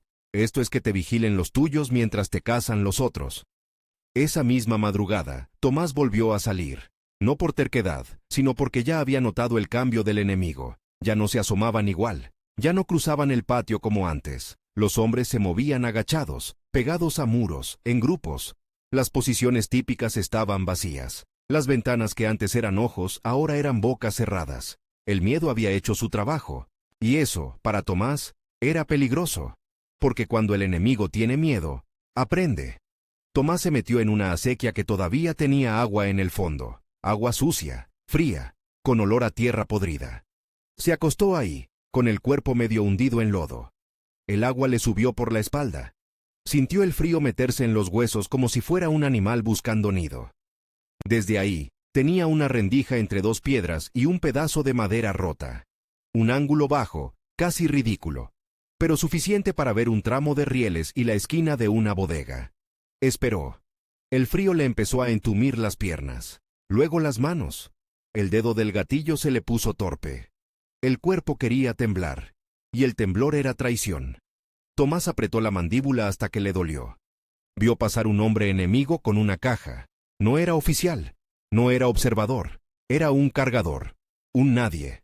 Tomás no disparó, porque cada bala era un mensaje, y él no podía mandar mensajes por capricho. Esperó más. Entonces vio algo que le hizo apretar el estómago. Un brillo mínimo, no arriba, sino a media altura, en una sombra cerca de un montón de carbón. Un brillo que no era metal expuesto al sol. Era vidrio. ¿Una lente? Tomás sintió que el tiempo se estiraba. Morel no solo estaba mirando ventanas, estaba mirando sombras. Estaba mirando abajo. Tomás no disparó. Se quedó quieto, como si fuera parte del lodo. Dejó que el brillo se moviera un poco, como si alguien ajustara el ángulo. Y ahí entendió el microgiro que le cambió el aire en los pulmones. Su ventaja, lo imposible, no era eterna. Era un milagro con fecha de caducidad. Cuando el enemigo aprende a mirar abajo, se acaba el milagro. Esa noche, Jacinto lo encontró temblando, no de miedo, sino de frío acumulado. «Te vas a morir», le dijo, mientras le frotaba los brazos con alcohol barato que olía a medicina y a cantina. Tomás apretó los dientes. «Todavía no». Jacinto lo miró con rabia. «¿Por qué haces esto?» «¿Por quién?» Tomás pensó en su madre, en su padre, en el rancho vacío. Pensó en Mateo y su foto doblada. Pensó en los hombres que cruzaban el patio y caían sin entender. «Porque si no», dijo, «nos barren». Jacinto le puso una manta encima. «Entonces al menos come», gruñó, y le dio un pedazo de tortilla dura con frijoles fríos. Tomás comió sin gusto, como se come en guerra, para que el cuerpo no se apague. Al amanecer del día siguiente, llegó la noticia que convirtió el miedo en reloj. No vino en un papel bonito, vino en boca de un mensajero con la cara llena de polvo y los labios partidos. El hombre llegó corriendo desde el puesto avanzado, jadeando. «Teniente, teniente Ledesma». Ledesma salió de una bodega, abrochándose la camisa. «¿Qué?» El mensajero tragó saliva. «Los de enfrente pusieron precio, y no es solo Morel, trajeron a los mejores, un grupo, dicen que vienen de otros frentes, de la frontera, de donde sea, tiradores de verdad». Tomás sintió que el aire se le volvía más pesado. Ledesma miró a Tomás, y en sus ojos había algo que no había estado antes, no solo preocupación, culpa. «¿Cuántos?», preguntó Tomás. El mensajero levantó las manos, como si contara con los dedos. «No sé exacto, pero dicen que no vienen solos, vienen con observadores, con gente que solo mira, y que tienen un plan». Ledesma apretó la mandíbula. «¿Y el tiempo?». El mensajero dudó. Dicen que Morel juró que en 11 días lo entrega, vivo o muerto. 11 días para limpiar la estación. 11 días. La cifra cayó como una piedra en un pozo. Tomás no dijo nada, pero por dentro, algo se acomodó con una claridad cruel. 11 días no era una amenaza poética. Era un límite. Era un calendario de muerte. Rangel apareció como si hubiera estado escuchando desde la sombra, porque seguramente lo estaba. 11 días, repitió, saboreando la cifra. Perfecto. Así se mide la lealtad. Tomás lo miró. Rangel se acercó, bajó la voz para que solo ellos oyeran. Si sobrevives 11 días, Arriaga, te vuelves leyenda. Si no sobrevives, te vuelves ejemplo. Tomás sintió ganas de escupirle, pero no lo hizo. No por miedo, por cálculo. Ledesma se inclinó hacia Tomás. «Escúchame», dijo. «Ya no es un tirador suelto, ya no es un hombre con paciencia, es una cacería organizada». Tomás asintió despacio. «Lo sé». Esa tarde, Tomás no disparó. Se dedicó a mirar. Miró el patio como si fuera un mapa. Miró las sombras que se movían distinto. Miró los lugares donde antes había rutina y ahora había vacío. Miró cómo los enemigos cruzaban en ángulos raros, como si evitaran líneas invisibles. Y entonces lo vio. No a un hombre, sino a una forma. Un observador en un segundo piso, quieto, sin disparar. Otro en la torre de agua, pero no arriba, en una plataforma lateral, con vista cruzada. Un tercero detrás de un muro bajo, donde antes nadie se quedaba. Y un cuarto que Tomás no alcanzaba a ubicar. Pero sentía, como se siente un animal escondido cuando el monte se queda demasiado callado. No era un duelo. Era una red. Una batida. Tomás se quedó inmóvil, con el Mauser apoyado, sin apretar el gatillo, sintiendo por primera vez en mucho tiempo algo parecido al miedo verdadero. No el miedo al disparo. El miedo a la inteligencia del otro lado. Porque si eran varios ojos, si eran varios ángulos, si estaban triangulando. Entonces su viejo truco de estar donde no buscan, ya no bastaba. Y la pregunta que se le clavó en la cabeza, como astilla que no puedes sacar, fue simple y terrible. Si ahora sí miran abajo, ¿dónde demonios se esconde un hombre? Tomás apretó la sal envuelta en papel dentro del bolsillo, como si fuera un amuleto. Miró el patio una vez más, midiendo distancias, sombras, rutas. 11 días. Y el primer día de la cacería acababa de empezar. Si Tomás disparaba una sola vez, 7 ojos iban a dibujar su punto exacto. No era una exageración para asustar a los nuevos. Era matemática de guerra. Un destello, un golpe seco, una nube mínima de polvo en una rendija. Y la red se cerraba. No importaba si el tiro venía de un pozo, de una acequia o de debajo de un vagón. Si ellos lograban cruzar miradas y ángulos, el imposible dejaba de ser refugio y se volvía tumba. Tomás lo entendió en el primer día de la cacería, cuando el patio de la estación se quedó raro. No vacío. Raro. Había movimiento, sí. Hombres cargando cajas, un burro jalando un carro con costales, una soldadera cruzando con una olla envuelta en manta. Pero todo era más bajo, más pegado a los muros, más rápido. Nadie se quedaba quieto donde antes se quedaban. Nadie se asomaba donde antes se asomaban. Y lo peor, había ojos que no eran ojos de soldado. Eran ojos de cazador. Tomás se pegó a una pared de adobe que todavía olía a cal vieja y humo, y miró sin parpadear. No buscó un rifle. Buscó el patrón del que mira. Ahí estaba uno, en un segundo piso, detrás de una cortina rota que se movía apenas con el viento. No disparaba, solo miraba.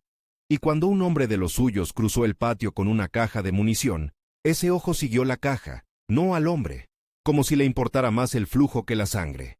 Otro ojo estaba en la torre de agua, pero no arriba, no en la plataforma obvia. En una escalerilla lateral, donde el metal hacía sombra y el cuerpo se confundía con remaches. Ese ojo no miraba el patio, miraba las líneas, las ventanas, las esquinas, los huecos. Y un tercero. El tercero Tomás no lo veía, pero lo sentía, como se siente un coyote cuando hay otro coyote en el monte. No lo ves, pero el silencio cambia. Ledesma apareció a su lado, con la cara tensa, el bigote lleno de polvo. ¿Los tienes?, murmuró. Tomás no respondió de inmediato. Se llevó la mano al bolsillo, tocó el papel con sal que Jacinto le había dado, como si ese gesto lo anclara. Son más de los que dijeron, susurró al fin. Y no están aquí para disparar. Están aquí para escuchar. Ledesma tragó saliva. Rangel dice que no te muevas sin avisar. Tomás soltó una risa mínima, sin humor. Rangel quiere que yo sea un perro con correa, pero los de enfrente no cazan perros, cazan al que suelta la correa. Como si lo hubieran invocado, el comisario Isidro Rangel apareció detrás de unos sacos de maíz, con su sombrero demasiado limpio y su pistola demasiado nueva. Venía con 2 hombres que no hablaban, de esos que parecen sombra hasta que te agarran. Arriaga, dijo, como si el nombre fuera una orden. Hoy no sales. Tomás lo miró. Hoy es el primer día, respondió. Si hoy no salgo, mañana ya saben que me escondí. Rangel se acercó, lo suficiente para que Tomás oliera el tabaco caro en su aliento, algo raro en ese campamento de frijol frío y pólvora. ¿Y si sales y te matan?, preguntó Rangel. Tomás sostuvo la mirada. Entonces igual pierden, dijo. Pero si no salgo, pierden seguro. Rangel lo observó un segundo largo. Luego sonrió apenas, como quien disfruta una pelea que no es con balas. «Te crees indispensable», murmuró. «No», dijo Tomás. «Me creo útil, y lo útil se usa». Rangel no respondió. Solo levantó una mano, como dando permiso a regañadientes. «Una cosa», dijo. «Si hoy haces una estupidez y nos cae fuego encima, yo mismo te entierro». Tomás asintió, sin prometer nada. Se fue solo, pegado a sombras, cruzando por detrás de una bodega donde el aire olía a grano húmedo y a rata. El sol del norte caía duro, y el polvo se metía en la boca como harina amarga. Cada paso era un cálculo, dónde cruje la madera, dónde suena el metal, dónde el suelo está tan seco que canta. No buscó una posición, buscó algo más raro, buscó las zonas muertas. En la sierra, don Hilario le había enseñado que el animal no ve todo, ve lo que espera ver. Y el cazador inteligente no se mete donde el animal mira, sino donde el animal cree que no hay nada. Aquí era igual, pero con hombres. Tomás se arrastró hasta un arroyo seco, un arroyo que en temporada de lluvia se volvía río de lodo, pero ahora era una cicatriz de tierra agrietada. Desde ahí, el patio de la estación se veía por pedazos, como si el mundo estuviera roto en cuadros. Un muro de adobe proyectaba una sombra larga. Un vagón quemado hacía un ángulo raro. Una pila de carbón, negra y brillante, parecía una montaña pequeña. Tomás entrecerró los ojos. Si él fuera Morel, ¿dónde pondría los ojos? No en un solo punto, en triángulos, en cruces, en lugares donde dos miradas se tocan sin darse cuenta. Y entonces lo encontró, un hueco. No era grande, era una franja de unos metros donde la sombra del muro se juntaba con el ángulo del vagón y el borde del arroyo. Un lugar donde, por un segundo, un hombre podía moverse sin que el ojo del segundo piso lo viera, porque el muro lo tapaba. Y sin que el ojo de la torre lo viera, porque el vagón le cortaba la línea. Una rendija en la red. Tomás sintió un alivio breve, casi peligroso. Porque el alivio te hace confiar. Y confiar te mata. Se quedó ahí, respirando despacio, y pensó, no puedo ganarles escondiéndome. Tengo que ganarles haciéndolos mirar donde yo quiero.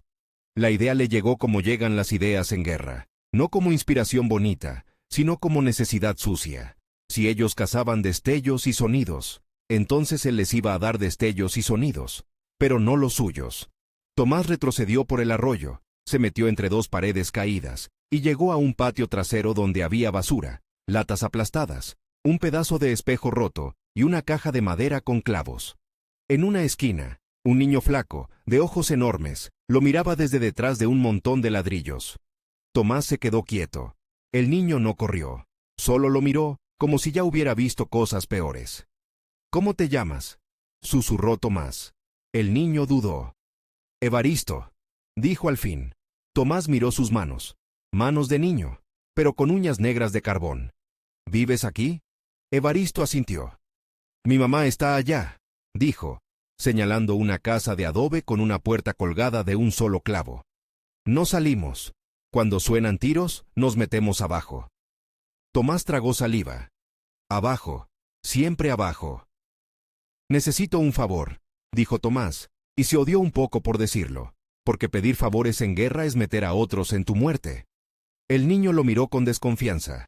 Tomás sacó del bolsillo un pedazo de tortilla dura que había guardado sin pensar, y se lo extendió. Evaristo lo agarró como si fuera oro.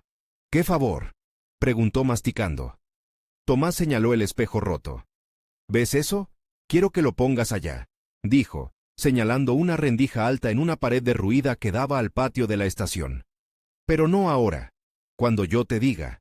Y cuando lo pongas, lo mueves un poquito, para que el sol haga un brillo. Evaristo frunció el ceño. ¿Para qué? Tomás lo miró fijo. Para que miren arriba, dijo, y no abajo. El niño se quedó callado.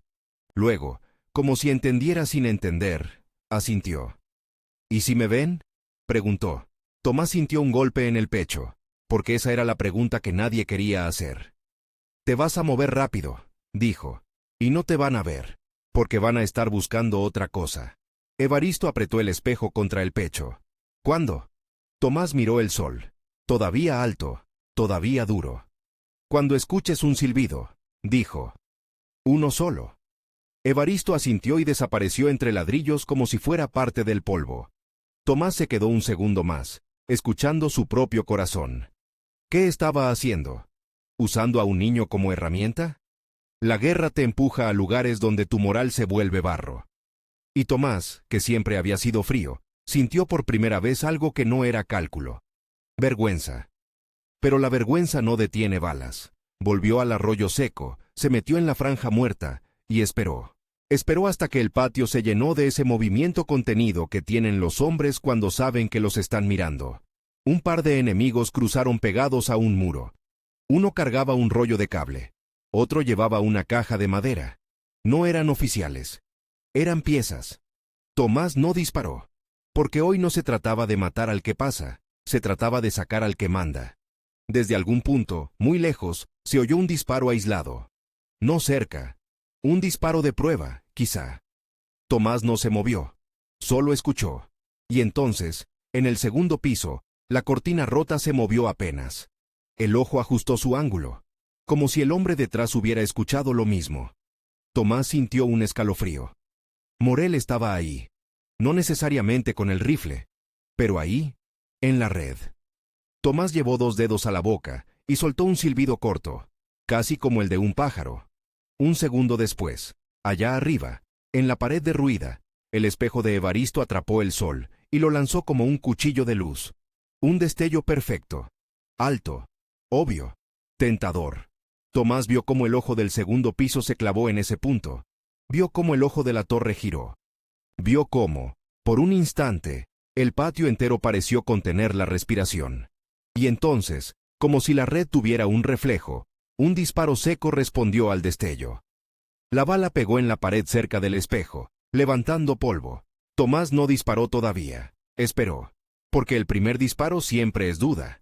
El segundo es confirmación. Y la confirmación obliga a alguien a moverse. Pasaron segundos largos. Luego, desde la sombra de la pila de carbón, algo se movió. No un soldado cualquiera. Un hombre que se movía distinto. Bajo, controlado, sin prisa. Un hombre que no cruzaba el patio, lo cortaba en ángulos, como si supiera exactamente qué líneas evitar. Tomás sintió que el mundo se estrechaba. Ahí estaba uno de los ejecutores, no un ojo, un diente. El hombre se detuvo detrás de un borde de carbón, asomó apenas lo suficiente para mirar hacia el destello. No disparó, solo miró, como si quisiera ver si el tirador estaba ahí de verdad. Tomás apretó el Mauser contra el hombro. El dedo, entumido por días de frío y agua sucia, se obligó a ser fino. Disparó una sola vez. El hombre del carbón cayó hacia atrás, como si el carbón lo hubiera tragado. Y lo más importante, cuando cayó, no cayó hacia el patio, cayó hacia adentro, hacia la sombra. Como si la muerte hubiera venido de abajo, no de frente. Tomás se quedó inmóvil. No celebró. No respiró fuerte. Solo escuchó. El patio explotó en gritos, pero no de pánico, de órdenes. ¡No se asomen! ¡No se asomen! Eso le dijo a Tomás algo que le heló la sangre. No eran soldados improvisados. Eran hombres entrenados para no regalarse. La red se tensó. Tomás se arrastró hacia atrás por la franja muerta, se metió en un hueco entre dos muros y esperó a que el ruido se acomodara. Porque después de un tiro, siempre viene el barrido. Siempre viene el castigo. Y llegó. No con balas al azar. Con método. Disparos a las sombras bajas, disparos a los bordes de los arroyos, disparos a los huecos debajo de vagones, como si alguien hubiera dicho, hoy miramos abajo. Tomás sintió el polvo caerle en la nuca. Una bala pegó en adobe a pocos centímetros, y el pedazo de pared se deshizo como pan viejo. Se quedó quieto. El cuerpo le pedía moverse, correr, ser humano. Pero ser humano era hacer ruido. Cuando el fuego bajó, Tomás se deslizó por un pasillo estrecho y llegó a la parte trasera de una ladrillera abandonada. Ahí estaban los hornos, bocas negras de ladrillo, como cuevas calientes aunque estuvieran apagadas. Olía a ceniza vieja, a barro cocido, a humo que ya no existe. Jacinto lo encontró ahí, como si lo hubiera seguido por instinto. «Te vi salir», dijo, con rabia contenida. «Te vi hacer tu teatro». Tomás lo miró, sorprendido. «¿Qué haces aquí?» Jacinto levantó una cantimplora. «Salvarte de ti», dijo. «Toma». Tomás negó con la cabeza. «Si tomo, hago ruido». Jacinto se acercó y le metió la cantimplora en la mano. «Si no tomas, te desmayas. Y si te desmayas, haces más ruido que tragando». Tomás bebió un trago corto. El agua sabía a cuero y a metal, pero era vida. Jacinto lo miró de arriba a abajo. La ropa de Tomás estaba manchada de lodo seco, de carbón, de óxido. Sus labios estaban partidos. «¿Cuántos días llevas sin dormir bien?», preguntó. Tomás no respondió. Jacinto apretó la mandíbula. «Te estás quemando por dentro», dijo. «No lo ves porque estás ocupado siendo piedra, pero te estás quemando». Tomás se apoyó en el ladrillo del horno. El ladrillo estaba tibio por el sol, y ese calor mínimo le pareció un lujo. «Hoy cayó uno», dijo Tomás, más para sí que para Jacinto. Jacinto lo miró. «¿Y eso te hace ganar?» Tomás cerró los ojos un segundo. «Me hace respirar», respondió. Jacinto bajó la voz. «¿Y el niño?», preguntó de pronto. Tomás abrió los ojos, alerta. «¿Qué niño?». Jacinto lo miró fijo. «El que vi correr con algo brillante. No me mientas, muchacho. Yo coso carne pero también veo». Tomás sintió que la vergüenza volvía, más fuerte. «No le pasó nada», dijo rápido.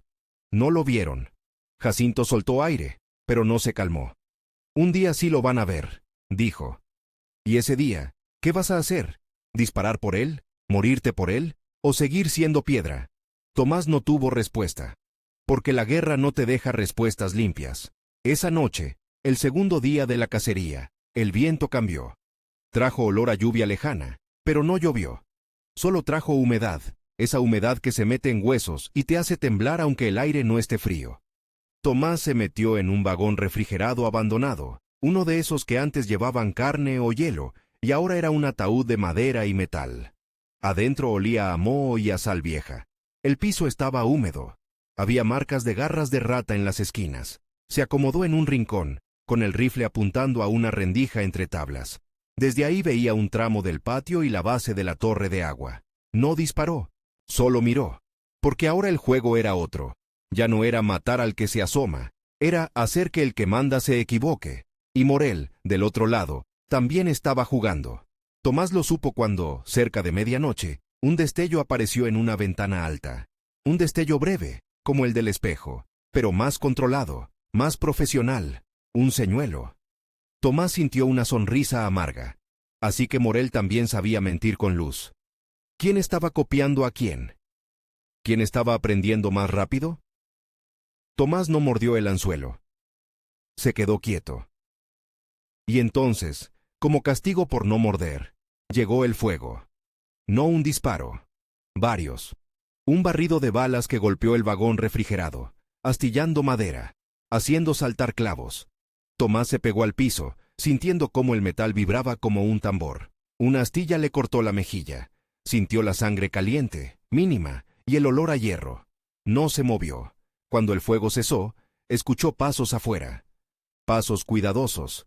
2 hombres, quizá. Uno adelante, otro atrás. No hablaban, solo respiraban. Venían a verificar. Tomás apretó el rifle, pero no disparó, porque disparar desde adentro del vagón era gritar: «Aquí estoy». Esperó a que los pasos se acercaran a la puerta. Esperó a que la sombra de un pie se dibujara en la rendija inferior.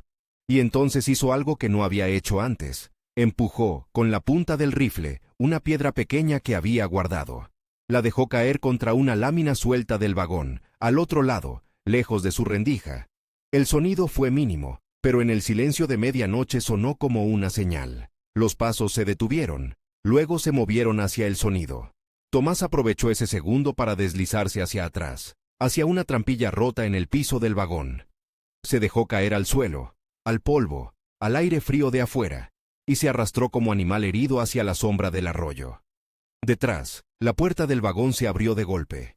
Una voz baja, en francés, dijo algo que Tomás no entendió, pero el tono era claro. Frustración. Morel. Tomás sintió el corazón golpeándole las costillas. Estuvo a metros, y aún así, no lo vio. Porque Morel miraba donde esperaba que estuviera el tirador. Dentro del vagón. No debajo, no en el barro, no en la sombra que se mueve como sombra. Tomás se alejó, temblando, no de miedo, sino de fiebre que empezaba a subirle por la espalda como un animal. Al tercer día, cayó otro. No por un tiro espectacular, por un error mínimo. Un observador, en el segundo piso, repitió el mismo ángulo 2 veces, como si la costumbre le ganara al entrenamiento. Tomás lo vio, lo midió, y disparó desde una rendija baja en un horno de ladrillo apagado, con el cuerpo metido en ceniza vieja. El disparo salió con un sonido raro, amortiguado por el ladrillo, y el observador cayó sin entender. Tomás se quedó ahí, respirando ceniza, sintiendo cómo la garganta se le raspaba por dentro. Al cuarto día, cayó otro ejecutor, el que se confió y asomó un segundo más para confirmar un destello falso. Tomás lo esperó desde una acequia con agua helada, con el cuerpo medio sumergido, los dientes apretados hasta doler. Disparó y luego se quedó quieto, porque moverse era morir. Cuando salió, horas después, no sentía las piernas. Se arrastró como si fuera un costal. Jacinto lo encontró, y lo arrastró a la fuerza detrás de una bodega. «Te estás pudriendo vivo», le gruñó, mientras le frotaba las piernas con alcohol. «Mírate». Tomás no podía hablar, solo temblaba.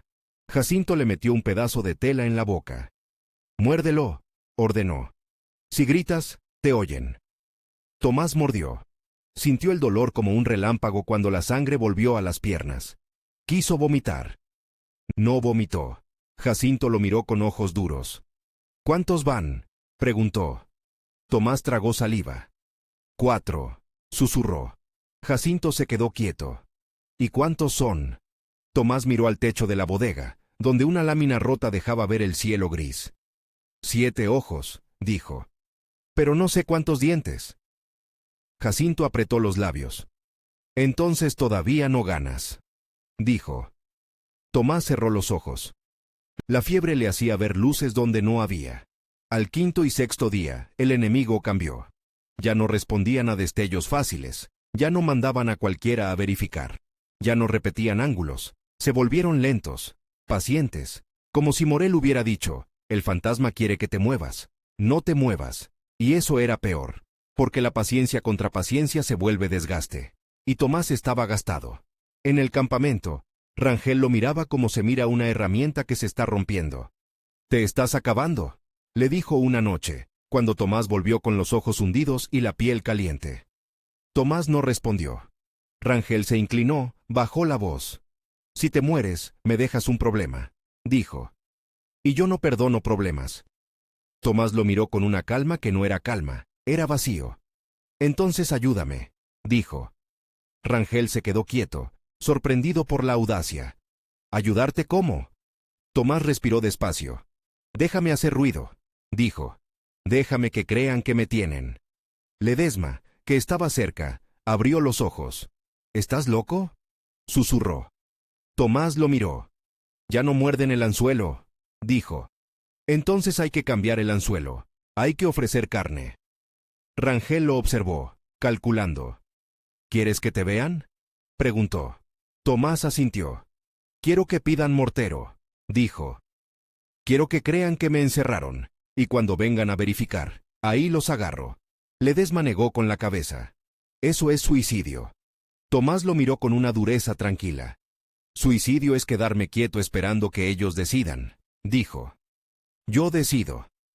Rangel se quedó callado un segundo. Luego hizo algo inesperado.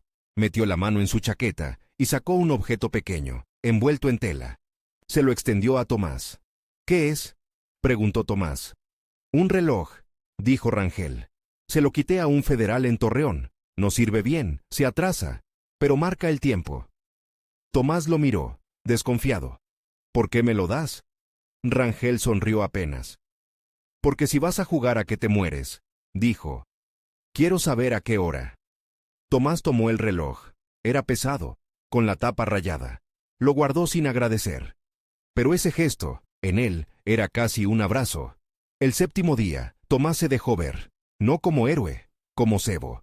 Se subió a una ruina de adobe cerca del patio, una pared que todavía tenía un marco de ventana sin vidrio. Se asomó lo suficiente para que un ojo entrenado lo viera. No disparó, solo se movió, lento, como si estuviera cansado. Como si estuviera cometiendo el error que todos cometen cuando ya no pueden más. Y esperó. La respuesta no tardó. Un silbido lejano. Luego otro. No eran balas. Eran señales. Y entonces, el primer morterazo cayó cerca, levantando polvo y piedras. El segundo cayó más cerca. El tercero pegó en la ruina, y la pared tembló como si fuera a deshacerse. Tomás ya estaba bajando por detrás, por una ruta que había preparado desde días antes. Un hueco en el piso, un pasillo estrecho, un tramo de arroyo seco, una puerta trasera de bodega que no cerraba bien. Corrió agachado, con el corazón golpeándole la garganta. La fiebre le hacía ver el mundo como si estuviera ondulando. Detrás, los morteros siguieron golpeando la ruina, convencidos de que lo habían atrapado. Tomás llegó a su nueva posición, debajo de la plataforma de carga de la estación, donde las tablas dejaban rendijas. Ahí, el mundo era un techo de madera y clavos, y el olor era a orina vieja y grano derramado. Se acomodó, apuntó hacia la ruina bombardeada, y esperó. Porque el mortero siempre necesita confirmación. Siempre. Pasó 1 hora. 2. El reloj de Rangel, atrasado o no, marcaba el tiempo como una burla. Tomás sintió que el cuerpo le pedía dormir. Dormir era morir. Y entonces los vio. 2 sombras moviéndose hacia la ruina. No corriendo. No con prisa. Con cuidado. Una adelante, otra atrás, cubriéndose. Como dientes que ya aprendieron a no morder sin mirar. Tomás apretó el rifle. El dedo le tembló. Lo obligó a ser firme. Disparó. La sombra de adelante cayó.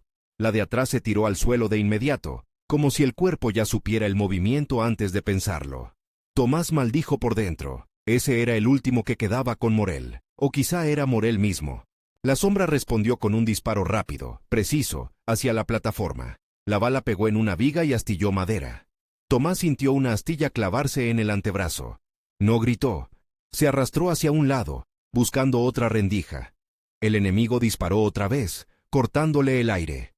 No era fuego al azar. Era un hombre que sabía. Tomás entendió algo con una claridad fría. Esto ya no era cacería de lejos. Esto era un duelo que se estaba cerrando. Y el duelo, tarde o temprano, se vuelve cercano. Tomás se deslizó fuera de la plataforma, se metió en el arroyo seco y avanzó por la sombra del muro. El enemigo, herido o no, se movía también. Tomás lo escuchaba por el crujido mínimo de grava, por el roce de tela contra adobe. La noche se volvió un pasillo estrecho. En algún punto, una lámpara de petróleo se encendió en una casa lejana, y esa luz amarilla hizo que las sombras se volvieran más negras. Tomás se pegó a una pared. Respiró. Escuchó. Un paso. Otro. El enemigo estaba cerca. Muy cerca. Tomás sintió el sabor de sangre en la boca.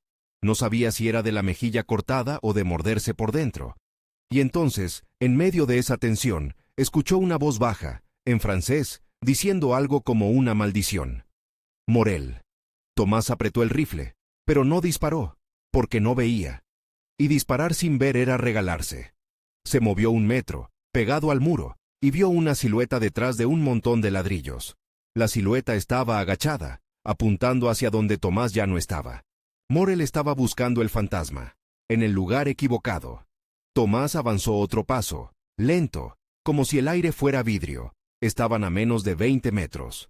Tomás sintió que el mundo se quedaba sin sonido, como si la guerra entera contuviera el aliento para ver quién parpadea primero. Y entonces, Tomás hizo lo último que le quedaba. Rompió el silencio. «Oye», dijo, en un español seco, no fuerte, pero suficiente. La silueta giró, sorprendida, buscando el origen de la voz. Ese giro fue todo. Tomás disparó una sola vez. La silueta cayó hacia atrás, y el rifle del enemigo golpeó el suelo con un sonido hueco. Tomás se quedó de pie un segundo, sin moverse, esperando el disparo que no llegó, esperando que hubiera otro, esperando que la red tuviera un último hilo. No lo hubo. El silencio volvió, pero esta vez no era cálculo. Era vacío. Tomás dio un paso hacia el cuerpo. Vio el rostro a la luz mínima. Un hombre de piel clara, bigote fino, ojos abiertos que ya no miraban. No parecía un monstruo, parecía un hombre cansado que se equivocó una vez. Tomás sintió algo raro en el pecho. No triunfo, no alegría, solo un cansancio tan profundo que parecía que le habían quitado los huesos. Se arrodilló sin querer. Las piernas ya no lo sostenían. El reloj de Rangel, en su bolsillo, pesaba como piedra. 11 días. ¿En qué día iba? Ya no estaba seguro. Porque cuando sobrevives así, los días se mezclan como polvo con sangre. Escuchó pasos corriendo, voces de los suyos. «¡Tomás!», gritó Ledesma, llegando primero, con la pistola en mano, mirando alrededor como si esperara una emboscada final. Jacinto llegó detrás, jadeando, y cuando vio a Tomás de rodillas, se le fue la rabia y le quedó solo preocupación. «No te duermas», le dijo, agarrándolo por los hombros. «No te duermas aquí». Tomás intentó hablar, pero la lengua no le obedeció. Ledesma miró el cuerpo del enemigo, luego miró a Tomás, y en sus ojos apareció algo que no era culpa ni miedo. Era respeto, pero un respeto triste. «¿Es él?», preguntó, casi en un susurro. Tomás asintió apenas. Jacinto lo levantó a la fuerza. «Vámonos», gruñó, antes de que el cuerpo se acuerde de morirse. Lo arrastraron de vuelta al campamento, y el amanecer los alcanzó a medio camino. El cielo se puso pálido, como si también estuviera enfermo. Un gallo cantó en algún patio, absurdo, como si la vida insistiera en seguir. En el campamento, Rangel los esperaba, no con sonrisa, con esa cara de hombre que ya hizo cuentas. Miró a Tomás, empapado en sudor frío, temblando, con los ojos hundidos. «¿Cuántos?», preguntó Rangel. Ledesma respondió por él. «Cayeron», dijo. «Los que vinieron por él, los ojos, los dientes, se acabó». Rangel se quedó quieto un segundo. Luego miró a Tomás como si lo viera por primera vez. 11 días, murmuró. Y sigues respirando. Tomás quiso reír, no pudo. Jacinto lo empujó hacia una manta. Si respira es porque yo lo obligo, dijo, con rabia. Y si se muere después, no hoy. Rangel no discutió, solo se agachó y, con un gesto raro en él, acomodó la manta sobre el hombro de Tomás, como si fuera un padre torpe. Descansa, dijo, pero no te creas invencible. Tomás cerró los ojos, la fiebre le subía como marea. Más tarde, cuando el sol ya estaba alto, alguien empezó a cantar un corrido bajito, como se cantan las cosas que no se entienden del todo. No decía el nombre de Tomás, decía el del pozo, el sombra, el que dispara desde abajo. La gente siempre inventa nombres cuando no puede explicar métodos. En el papel, en los reportes que iban y venían por telégrafo cuando el cable funcionaba, no iba a quedar la historia completa. Iba a quedar un número, quizá. Un neutralizados. Un bajas. Un se controló la estación. Pero en la boca de los hombres, la historia se volvió otra cosa. Decían que Tomás vivía dentro de la torre de agua como murciélago. Decían que dormía bajo los rieles. Decían que no tomaba agua, que se alimentaba de sal y polvo. Decían que Morel ofreció oro y un salvoconducto, y que nadie se atrevió a cobrarlo, porque el que lo intentaba amanecía con la cara en el barro. Tomás, cuando por fin pudo levantarse, no pidió medallas. No pidió reconocimiento. Lo primero que pidió fue agua. Jacinto se la dio sin decir nada. Tomás bebió despacio, como si el agua fuera algo sagrado y peligroso. Ledesma se sentó a su lado, con la mirada perdida. ¿Y ahora qué?, preguntó.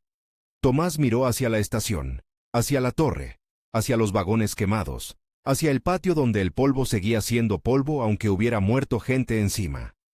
Ahora, dijo, con voz ronca, alguien más va a intentar hacerlo. Ledesma frunció el ceño. ¿Quién? Tomás se encogió de hombros, y ese gesto le dolió como si le clavaran un clavo. Un muchacho, dijo, un viejo, un desesperado, alguien que escuche el corrido y crea que es magia, y se va a meter en un lugar imposible, sin saber cuánto cuesta. Jacinto lo miró, serio. ¿Y tú?, preguntó. ¿Te vas a quedar aquí? Tomás tardó en responder, porque esa era la pregunta que lo perseguía desde la sierra. ¿Dónde pertenece un hombre que aprendió a vivir en lo imposible? Yo no pertenezco a la estación, dijo al fin. Solo la usé. Rangel, desde lejos, los observaba.